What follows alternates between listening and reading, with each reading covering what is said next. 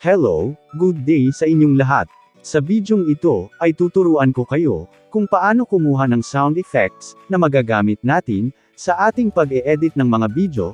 Makakatulong ang mga sound effects para mas mapaganda, at lalong maging kabuhay-buhay ang mga video natin.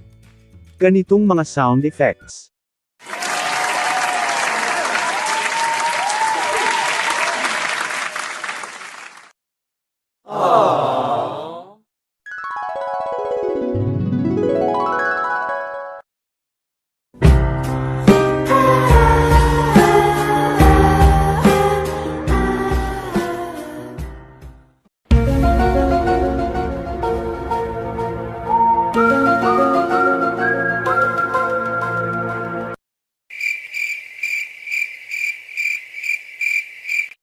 Mga ganyan, at marami pang iba. Kung interesado ka na matutunan kung paano ka makakapag-download ng ganyang mga sound effects, ay simulan na nating ang tutorial.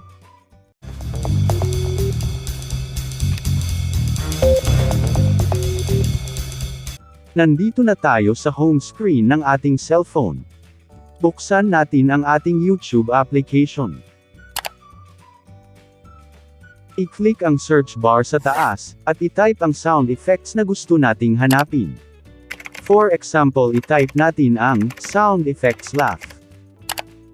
Scroll mo lang, at hanapin ang sound effects. Kunwari ito ang napili natin. Pindutin lang itong share. Then, copy link. Tapos balik tayo sa home screen, at punta naman tayo sa Chrome. Or punta lang kayo sa any browser na gamit nyo sa inyong cellphone. Dito sa search bar, i-type natin ang mp3juices.cc. Tapos dito sa search bar ay i-paste lang natin ang kinopy nating link. Then pindutin ang search. Tapos pag lumabas na itong download, ay i-click lang natin ito.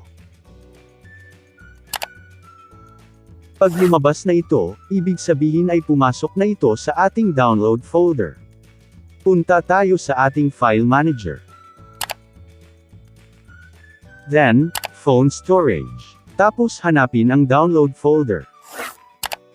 Ito na ang ating download.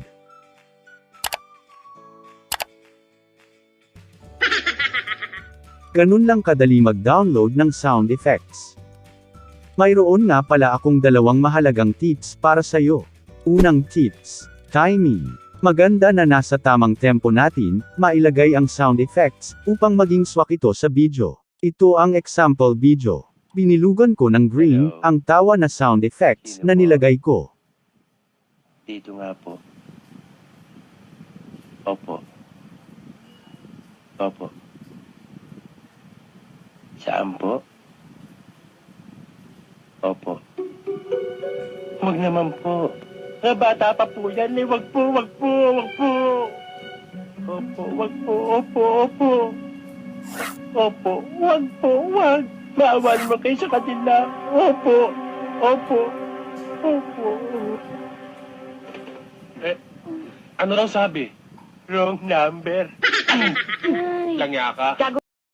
Kung papansinin mo, hinintay ko muna matapos ang comedy na linya bago ko ipinasok ang tawa na sound effects. Iyon ay upang maintindihan ng manunood ang sinasabi ng nagsasalita. Kaya napaka-importante talaga ng tamang timing. Pangalawa, right volume. Madali lang ito intindihin, dapat ay hindi mas malakas ang volume ng sound effects kesa sa main character. At iyon lamang ang aking maikling tips para sa iyo. Maraming salamat sa panunood. Kung ikaw ay may tanong o suggestions, ay huwag kang mahihiyang mag-comment, iyan ay aking babasahin at pupusuan. At dahil umabot ka, dito sa part ng video nating ito ay may good news ako para sa'yo. Para hindi ka na mahirapan mag-search ng paisa-isa or maghanap-hanap pa ng mga sound effects, ay gumawa ako ng playlist ng sound effects na madalas kong ginagamit. Nilagay ko ang link sa description ng bidyong ito, at iniwan ko rin dyan sa pin comments section. Sana ay may natutunan kayo sa ating video. Kung nagustuhan mo itong ating topic, ay bigyan mo ito ng like. Kung gusto mo naman ng ganitong mga content, mga tips na magagamit natin to improve our YouTube channel, ay hit mo na ang subscribe button, at huwag kalimutang i-click ang bell notification para updated ka sa mga susunod nating video. Salamat sa panunood, ako nga pala si Kuya Ed. And always remind you, you are great. Happiness hides in life's small details. If you're not looking, it becomes invisible.